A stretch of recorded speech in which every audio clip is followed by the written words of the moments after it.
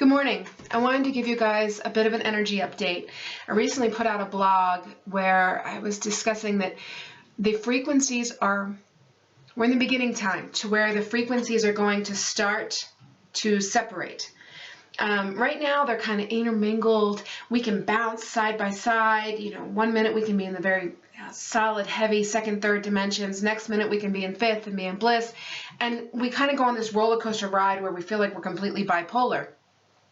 But what's happening is the frequencies are starting to separate, and they're going to move further and further away from each other, and it's going to be harder and harder for you to jump back and forth. So Bashar put something out, and I don't remember when, but he basically said, think of it like a train station. Right now, it's very easy to jump cars because you could have multiple trains lined up, all stopped, all at the same station. But what's going to happen is that once these trains get moving, if you're on one that's stopped and these other trains start moving, and they're going to go slow at first, real slow. So where you can walk and you can hop on, and then eventually you're going to have to do a little bit of a, faster walk, and you hop on, and then you're going to have to jog, and then you're going to be a full out sprint. And before long, if you have it up to your internal frequency, you can get stuck. You can get stuck at the other train and waiting for some sort of opening to get on to the next one. So they're really urging people right now to see what it is within them that keeps them on the third dimensional, second dimensional train. What is it within you that keeps you stuck? Because that is a very, very stuck energy. It's redoing patterns over and over and over again. It's being stuck in duality. And we're going to go really briefly into that. But when we look at the patterns, man, they're coming right into our face, and they're really obvious, and that's a great thing because we want them to be obvious so that you have the opportunity to make a different decision. And they say the definition of insanity is doing the same thing over and over again and expecting different results. Well, we can honestly be the champions of insanity because we just keep redoing it. We keep thinking, well, maybe that person will change, or, maybe the job situation will change, or maybe, my neighbor downstairs who's driving me absolutely nuts, maybe that person will change. Instead of looking and going, okay, what is it that I can change within me? Maybe it's a physical change, but maybe it's also a perception change to where you look at things just a tad bit differently. And just that shift in thinking does a lot. So really look at what is coming up into your life right now. What patterns are you seeing? And we all have them.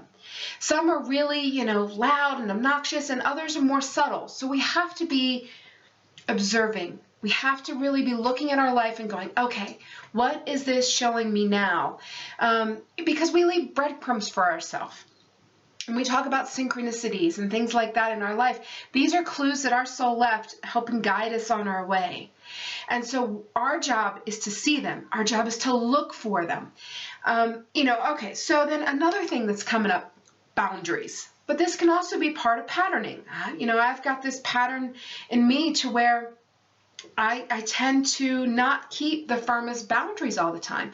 I've really created great boundaries in my personal life, and now I'm working on more firm boundaries in my professional life because I'm finding where I was allowing too much and a pull on my energy. And at this point in time, none of us can have a pull on our energy. We can't function in this higher light if there's something draining us. So you have to look at that too. Where are you being pushed? Where are you being asked to give to your detriment? So these are all things that are going on. Physically, holy cow, we are just going for it. And one of the things that I'm finding, and I'm seeing, more and more experiencing this, is the freezing. I freeze. I have been cold now for 3 years, and it's so funny. It's like 70 degrees outside, and I still have my heater on in my office when I'm working because the higher the realms that I go, the more I do get cold. And I'm finding more and more people are experiencing that as well. Some feel the heat, and I did for years. Oh my gosh, for years I just was so hot, and I was like, holy hell, is this menopause? But I was way too young. But now I'm cold. And no matter how many times you can check the thyroid and all those things, it just is what it is. And it's funny because I'm finding And I'm seeing like more and more that are really kind of starting to work with these higher realms are also getting cold, which leads to a little bit of validation, which is a wonderful thing. Okay, so one of the things that we're being told, and in the last blog I put out, I did a question and answer with Sananda. And one of the biggest things he's saying is, we got to let go of this duality. And this is a really, really hard concept for people, and I get it, I do. But I'm asking you to get out of your head and move away. Move away and see the bigger picture. Okay, so when we look at duality, here's what I want you to understand. We have done it all. So we come in to experience themes. So let's say, we decide to experience the theme of abandonment. You may be the one that abandons. You may be the child that's abandoned. You may be a spouse that's left behind to pick up the pieces. You could be the next one to come in to love this particular person that, was abandoned and have to deal with the repercussions. You could be someone who is in the social services and has to help get funds for a family that was abandoned. There's so many different avenues to the one theme.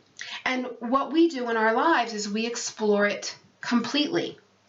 And so if we look at it and we judge and we say, oh, everyone who's abandoned anyone, they're evil, they're horrible, you just judged yourself. And so abandonment's a little bit of an easier issue, but we get into murder. Chances are, if this is a theme for you, you've been the murderer and you've been the victim.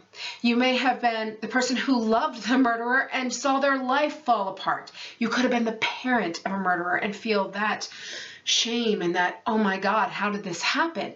So it's all about experiencing different things for our soul growth. And so what we ask people to do is to simply observe, but understand the entire reason that we came in here and had to forget who we are is because if we simply observed from afar these themes, we wouldn't have really grasped them. And the fact of the matter is we all know, and it's a scientific law, it's a physics law, anything that is observed is changed simply by the observation. So that works both ways here. So that's why we had to come in and have an amnesia. That's why we had to experience these themes completely. But on the other hand, now that you're seeing through that and you go into observation mode of your own behavior, your own stuff, know that just by observing it, you change it. And with intent, because that's what this whole entire universe works on, you can really shift the energy with observation and intent. So now, when we're talking about duality, it is not, let's get back to some of these harder cases like murder, child abuse. It's kind of one of those things people are saying, well, wait a minute, how can I not judge that? How can I not take the moral high ground and say child abuse is wrong, murder is wrong, molestation is wrong?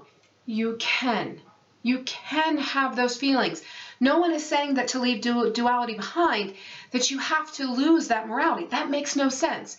But what it does mean is I want you to understand that the soul behind whatever act it is a shining, bright soul of God, period.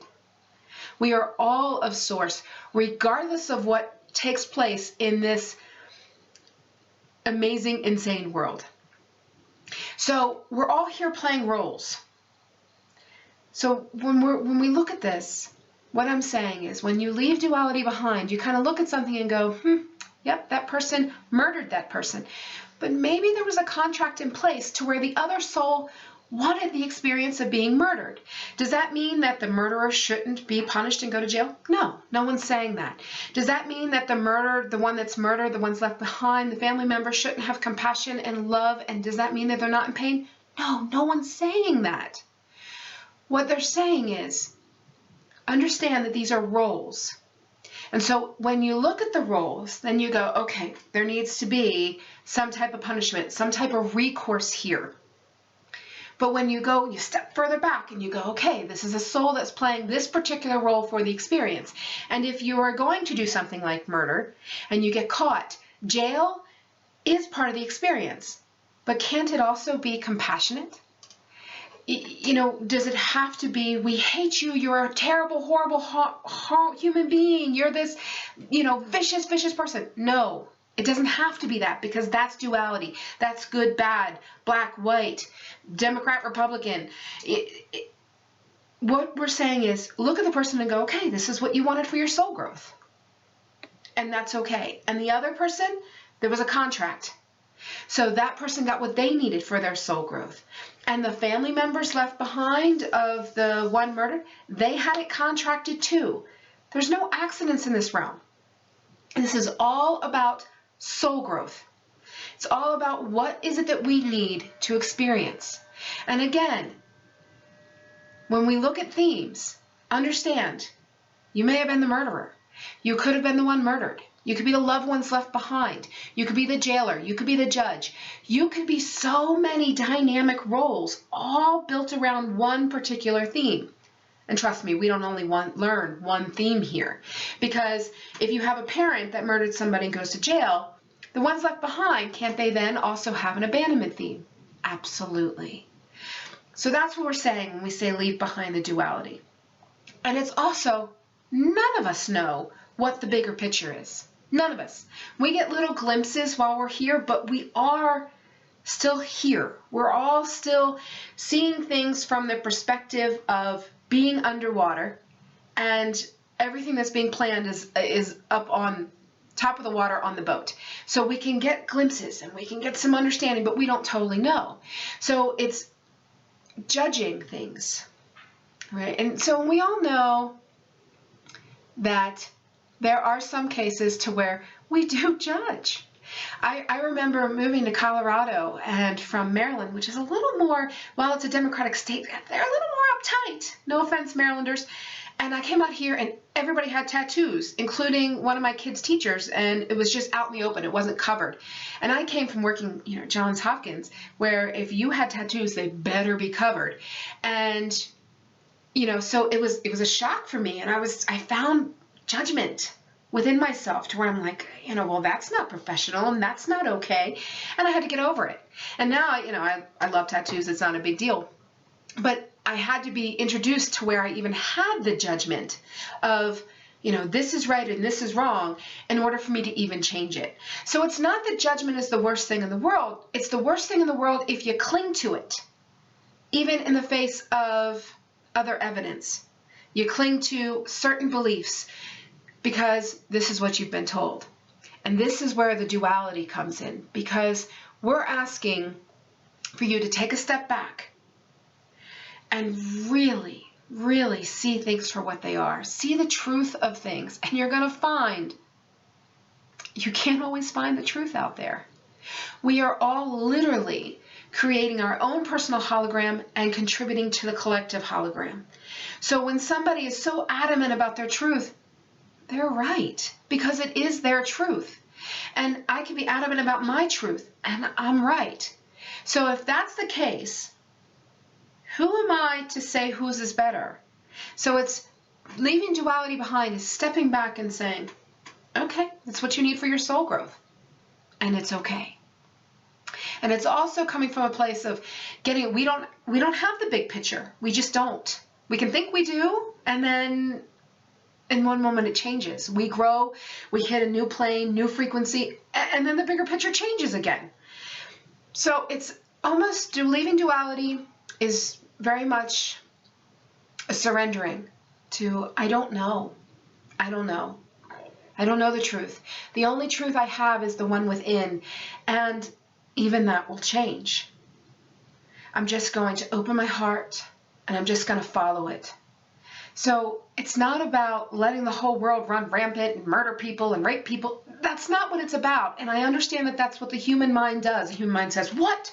There has to be judgment. There has to be morality. There has to be order. I get that.